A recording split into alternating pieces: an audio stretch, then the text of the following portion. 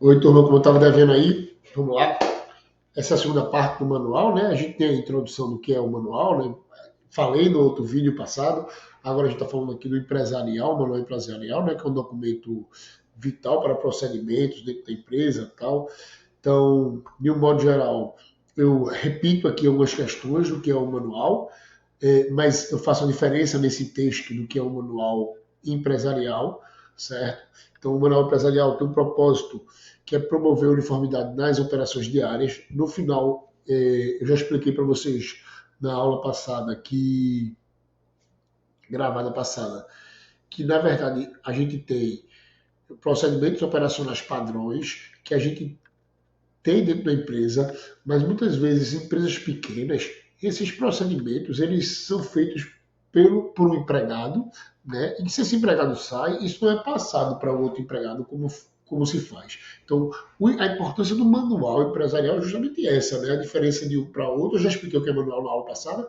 Então, a diferença de um para outro, do empresarial, é que você tenha um procedimento que todo mundo que entra na sua empresa ou alguém que vai fazer algo novo ele possa seguir. Então, normalmente esse manual serve para isso. Nas faculdades, por exemplo, o professor ele recebe o manual do professor e o aluno o manual do aluno, né, para saber exatamente o que ele tem direito, o que ele tem que fazer, o que ele pode fazer, o que ele não pode fazer, o mesmo o professor. Né? Então, de modo geral, são regras, normas e procedimentos que a gente vai fazer. Dentro da empresa, você vai ter um bocado de manual, é verdade, vai ter uma variedade muito grande, né? Para cada setor, vai ter um determinado manual. É importante para quê? Para que quando chega alguém novo, esse, esse conhecimento que é do empregado, às vezes, da pequena empresa, vale ressaltar, ele seja repassado. Então, isso é um ativo da empresa, certo? Imagina se você tem o manual da fórmula da Coca-Cola, né? Então, muito provavelmente, se você tiver todas as substâncias, o modo de fazer e tal, então, dentro da Coca-Cola tem um manual. Só um minuto. E aí, turma, a gente usa o manual para isso, certo? O que, é que a gente vai diferenciar de um para outro? A gente vai ver o processo de criação, né, para o manual. Então, eu deixo aqui alguns passos para você identificar a forma de redação de um manual. Gente, se o microempreendedor não tem capacidade de contratar uma empresa, normal é que uma empresa grande contrate outra empresa para fazer esse manual, uma consultoria e tal, mas você pode fazer por simples observação, direta e indireta, criar um tópico. Nos nossos primeiros dias de aula, a gente falou sobre algoritmo, não sei se vocês lembram.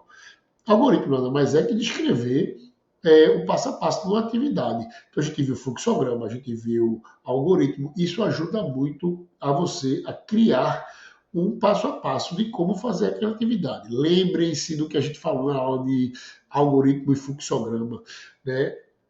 Quando a gente deu o exemplo de trocar um pneu de um carro.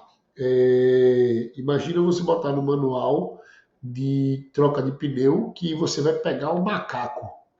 Né? Quando a gente fala pegar um macaco, eu entendo, eu entendo, mas pode ser que uma pessoa leiga não entenda. Então, quando a gente escreve o manual, a gente precisa que todo mundo entenda a mesma coisa, certo?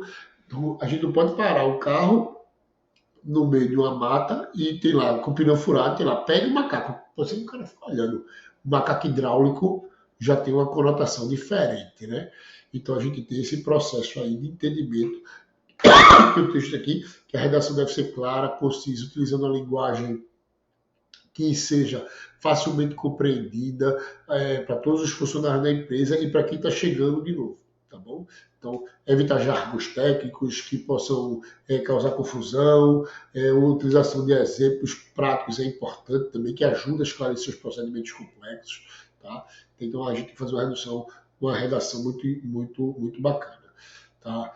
O que há de moderno na criação de manuais, né? A gente pode criar manuais com diversas inovações tecnológicas, a gente pode ter uma digitalização desses manuais, a gente pode ter um fluxograma, a gente viu um pouquinho do que é o Trello, né? Para a gente fazer um sistema de gerenciamento de documentos, para a gente ter uma atividade mais organizada dentro de um padrão, dentro do computacional, ou no computador, ou no smartphone, né? Então isso aí também ajuda bastante, essa personalização. É importante ter feedback de quem usa o manual, porque esse feedback ajuda na melhoria contínua do manual. Tá? De um modo geral, eu deixo aqui para vocês um estudo de caso da Starbucks, né? O desafio que eles tiveram e as soluções que eles tiveram no processo de criar o manual. Tá? De um modo geral, eu deixo aqui para vocês darem uma lidinha. Eu deixo aqui um passo a passo empresarial, né, para a gente criar. Então, o planejamento e definição dos objetivos desse manual, qual é o objetivo geral do manual, a coleta de informação, né, como a gente vai coletar essa informação desse manual, por meio de entrevista com funcionários e gestores, revisão de documentos e manuais anteriores, observação direta das operações diárias. Né. Eu me lembro de uma consultoria que eu fui dar sobre deslocamento de uma paletadeira. Né? E o cara lá, aí eu fiz, ó, como é que tu faz o negócio? O cara, não sei, faz do jeito que o empregado quer. Então a gente começa a fazer por uma observação direta. Eu sentei e fiquei olhando o cara indo do ponto A para o ponto B, do ponto B para o ponto A, do ponto A para o ponto B, do ponto B para o ponto A. Para quê? Para entender como é que ele manuseava aquele equipamento e aí eu fiz uma análise de movimento, veja, Taylor, Fayol e 1900, né, 1890, 1900 faziam isso. Então a gente olhei ali, fiz um desenho, então entendi qual era a melhor forma de movimentar aquela paletadeira e acabei passando para eles. Tá? Então, foi uma observação direta, bem simples, que eu fiz, a gente acabou tendo um cronometrei, tal, a gente teve uma certa assertividade na movimentação daquele equipamento. Tá? Então, pesquisar melhores práticas no setor, você pode ir buscar como outras empresas fazem, né? Então, é uma boa benchmark da operação. Depois você vai estruturar esse manual, porque a introdução é objetivo, uma política da empresa, procedimentos operacionais padrões, diretrizes de segurança e conformidade, normas técnicas e éticas.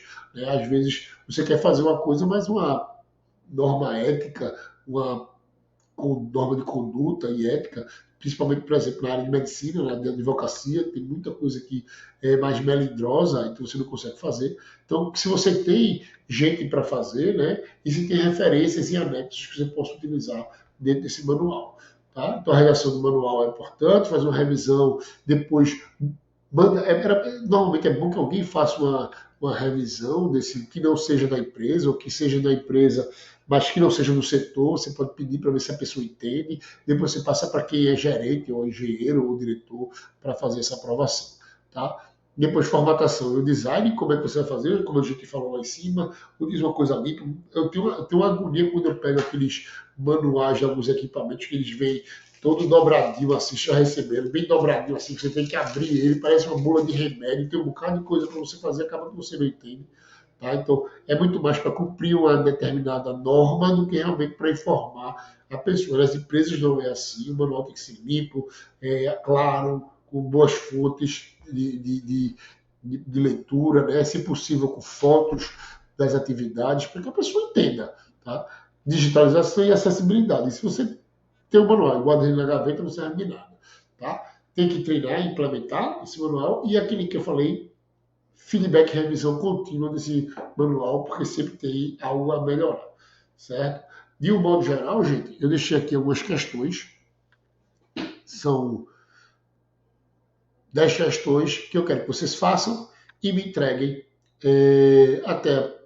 até sexta-feira, se possível. Né?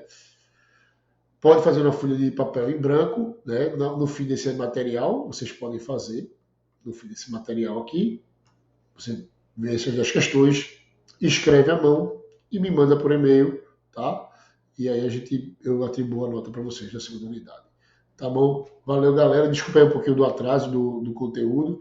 Eu tive alguns problemas técnicos, acabei viajando para São Paulo e acabei não podendo gravar a aula.